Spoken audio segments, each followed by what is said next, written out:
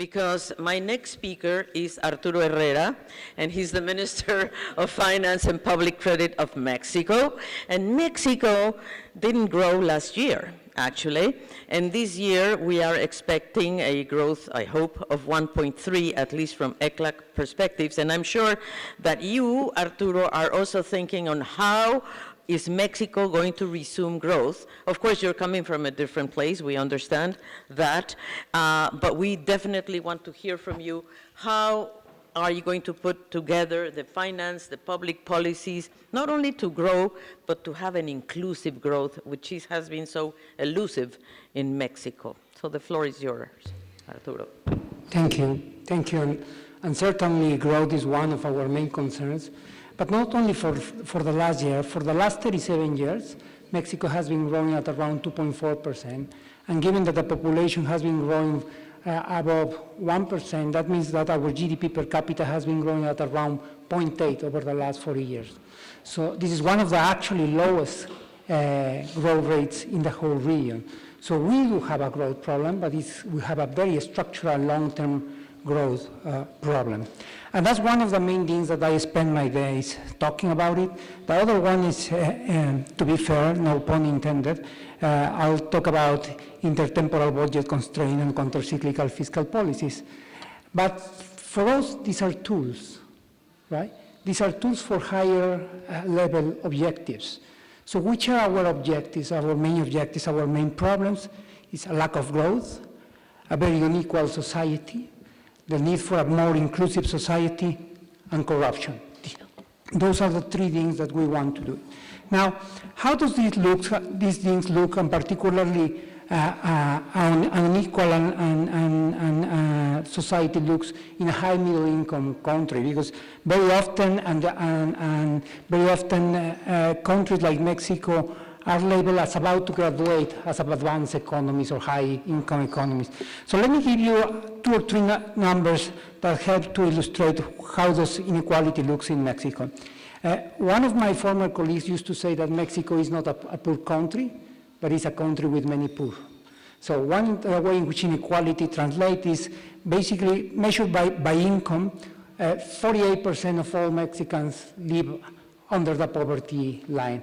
We have relatively little extreme poverty, but basically 1 out of 2 Mexicans live under the poverty line. Now, that problem is even much more complex when you look at the regional level. Mexico City is the highest growing region, and the poorest is Chiapas. The GDP per capita of Mexico City is almost 7 times that of Chiapas. I'll ask to my Italian colleague yesterday what was the divergence in Italy, and apparently Lombardy, which is the highest income region, has less than 3 times that of Calabria. So that means we have huge difference in Mexico. And it could be, but regional inequality is just one dimension of the lack of inclusiveness. If we look to one that is really on the top line of our concern is gender equality and gender inclusion in the labor force. And let me tell you why.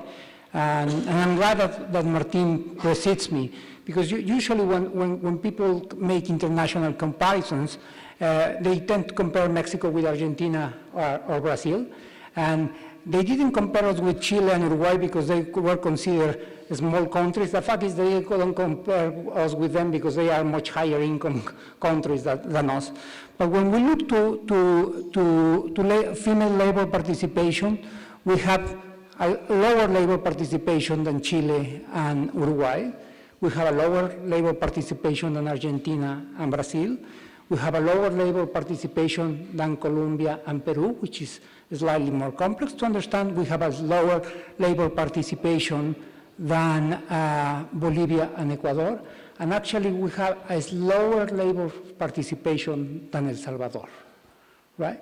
So it's completely out of line with the level of GDP per capita of Mexico. So inequality it runs deep, and it's a huge problem. And when you talk about those kind of problems, one needs to do something to do something to tackle them. And when we talk about this kind of problems, it's obvious that it requires a very effort action. It requires to be faster in the terms in which we address this. Let me just give you one number that illustrates this pretty clearly. You may think that Chiapas and Mexico City are extreme cases. You could take the case of Nuevo León, which is the second richest state in Mexico, and the case of Oaxaca, which is the second poorest. So Nuevo León has almost 4 times higher income than Oaxaca. And back in the day when I was a student, my professors used to say that countries or economies that are poorer tend to grow faster and eventually catch up. There was a convergence in there. Right.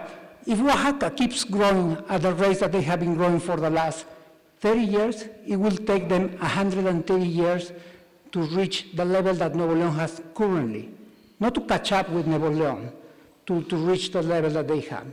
So this gives an idea that we need to act now. And when you talk about need to act now, and when you introduce issues related to the intergenerational fairness, you need to bring also the issue of climate change, which is one of the issues which is more urgent to tackle. And for that, you require some sort of fiscal policies. And in the morning, several people talk about the need for fiscal policy to be brought to the arena, particularly in a context of very low or ultra low interest rates. But fiscal policy, and you mentioned it, Alicia, requires fiscal space. And fiscal space is not easy to create, particularly in a country like Mexico, in which we were living for a long time out of oil revenues. So our tax collection is only 13%. So any meaningful change is going to be a big change. Now,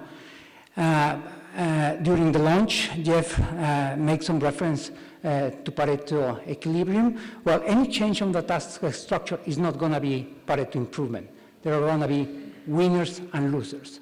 And particularly when we think about climate change, that will require changing the relative prices of fossil fuels with respect to clean energies. And that will create a resistance. And that brings me to one of the questions that was raised in the morning by Michael and by you, why there was unrest in Chile, right? So there was an increase in one transport rate. There was an unrest, somebody else mentioned it, in Colombia. And I think it was Alicia who said that it was income inequality, and that's true. But we have also unrest in France, which is one of the most equal countries in the world. And I think that's when we have to have a much more comprehensive view of what inclusiveness means. Because it's not only about income inequality, it's about social mobility. And the idea that there's very little hope for a better future is what is triggering these issues of social unrest. Now, that poses a very, very relevant question for us, which is, if we want to change things, given that we have limited fiscal space, what to do it, how to do it. And we decide to put first the onus on us. So instead of raising taxes, what we reduced was our current expenditures, try to be more austere in a different way, not in the traditional way, in the way in which we're expensing, and basically reallocating resources for those who need it more. And these serve two purposes. Let me mention one of them. We devote resources, let's say, one of the reasons of which we have prevalent income inequality is people, particularly those with low income, for example, they abandon school, and particularly high school. So we introduce a scholarship, and the first result they're getting is that people are staying in school, and for a very, very obvious economic reason, the opportunity cost of going out of school was raised. We introduced a universal pension for senior citizens, which was extremely well received, etc. But the idea was to give the first step with a reduction of the resources of the government. And that was not only because it was difficult to raise taxes on the first stage, but also because people have in the mind of the citizens, people and the government were elites with privilege. So we needed to change that image so that we could have a better chance of implementing our policy. Now, to be perfectly honest, that will give you just so much millions. Eventually, we need to try to think what's the right fiscal structure, and that's how much taxes we are going to collect and where are we going to devote those resources. Let me tell you how was the way in which was done in the past and what's the way in which I would like to address this issue. In the past, because any significant change on the tax structure will affect some people, the way in which the government tried to do it was to try to work on the technocratic part, keep it very close to the chest, and then try to pass it in very fast into the Congress. But if we want to introduce a major change, which is not an incremental change, which is not only about efficiency, but also about fairness, then we are talking about changing the social contract of a country. And that requires an open conversation, right? And that requires an informed conversation. And an informed conversation has, and I will finish with this, at least two very, very, very clear dimensions for me. One is you want to have a conversation in which people have data and understand the several implications. During Jeff's conversational chat during lunch, he refers to what somebody else has called social norms, etc. So we need to introduce into the decision-making process the issue of fairness. But also we need to bring the issue of fairness linked with linked to the data debate. And let me give you an example of what is exactly the risk that we want to avoid. When the current president of Mexico was the mayor of Mexico City, I was first the treasury and then the finance secretary, he introduced a universal pension for everybody, for every senior citizen above actually 70 years. And actually it's a very low universal pension system. It's just around $120 per month, right? Now, immediately some people jump and say, that's fiscally irresponsible.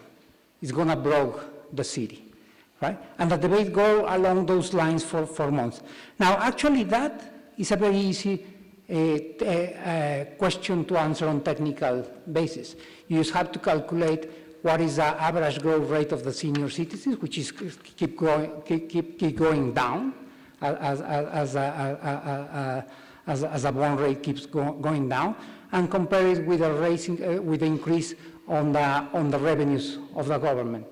And there was no problem. But what was surprising is that people were relatively fast to jump to these conclusions, and they couldn't do some other math at some other lines. And let me give you what was the math that we have in our mind. Currently, right now, in 2020, around 30-something% of all the workers in Mexico work in the informal sector. Of those who work on the formal sector, half of them work in temporary jobs, which means that they are not accumulating resources for a pension. So right now, only a third of the Mexicans are in the formal sector and are saving for their retirement. That's the problem of the workers in 2020. That's going to be a problem in 2050. That's not the problem of the people who start working in the 50s or in the 60s when this universal pension system was approved in Mexico City. That was more acute. Now, those people were working in jobs without pensions, not because they were irresponsible, just because they were working in a country in which jobs with pensions were not available. Now, when you think about it, it becomes an issue of fairness, it becomes an issue of solidarity, and that's the kind of conversation that we want to have forward when we think about fiscal reforms. Thank you. Thank you. Thank you very much, Arturo. I think you brought a lot of very important issues to the table. I must say you brought the issue of territorial asymmetries, which I think are crucial. Gender equality. You know that how much the Norwegian economy grew when women were fully included.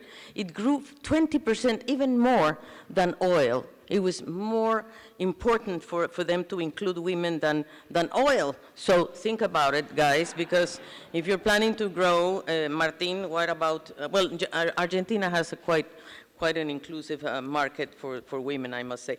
But the other thing Mexico has done, and I would like to highlight that, is to improve the minimum wage, 36.5%. For the first time ever, it was the lowest in the whole region. And finally, I must say that in the fiscal, and Cristalina mentioned this, tax evasion. You know how much is tax evasion in Latin America and the Caribbean? 6.7% of GDP. We're talking about $340 billion a year. So for God's sake, that money has to be used in a better way.